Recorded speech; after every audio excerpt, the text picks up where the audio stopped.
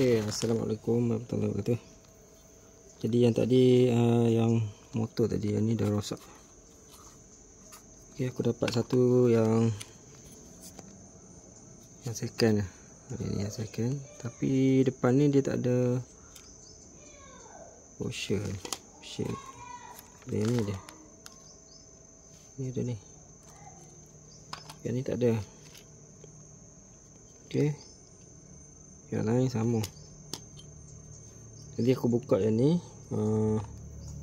aku nak ambil yang ni saja, masuk kat sini sebab dia ni yang okey. Aku nak pindah sini, masuk sini. Okey, jadi aku dah buka skru ni.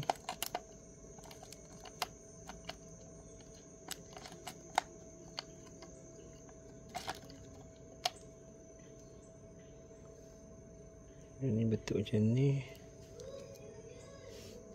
Ini ujung dia tebal.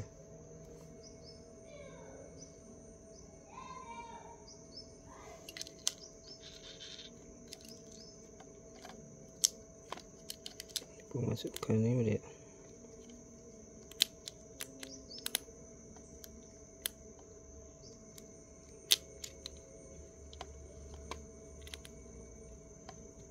Aku masukkan ni.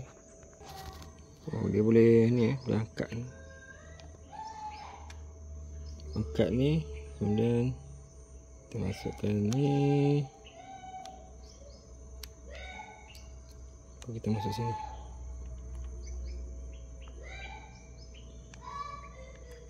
Okey.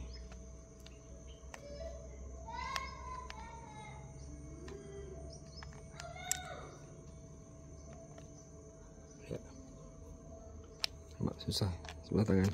Okey, jap. Okey, aku dah masukkan sini. Okey, yang ni skru tengah ni.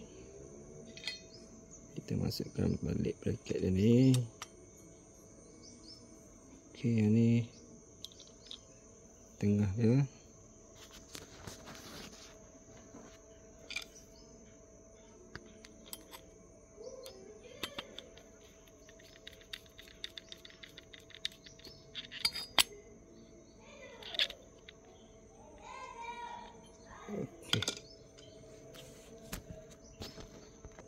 Kemudian 4 skru. Ini ada 4 skru ni. Di sini.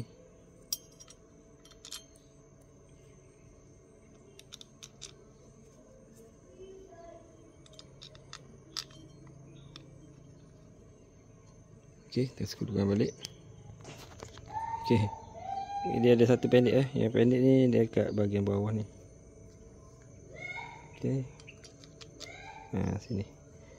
Panjang ni 3 sebelah ni, 3 ni panjang. Kadang-kadang bila kita buka kita kena perhati skru tu panjang dengan pendek. Walaupun nampak berjika sebelah atas ni sama. Okey, aku dah siap pasang.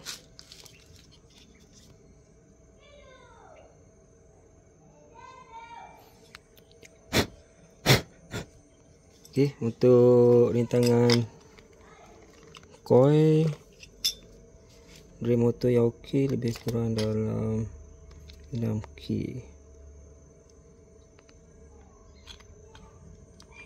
Okey, aku tunjukkan yang kalau yang okey dia dalam 6 kilo ohm, 6.2 kilo. Tapi kalau yang tak okey, yang ni. Yang ni original ni, masih ada lagi. Daripada mesin Samsung juga, original dia, tak pernah tukar. Yang ni sebenarnya baru 2024 tapi dah rosak. Okey, boleh tengok sini mega ohm. Di coil yang ni dah rosak. Okey, jadi kita akan tukar yang ni dan kita tengok hasil dia. Kita pergi balik rumah customer. Let's go.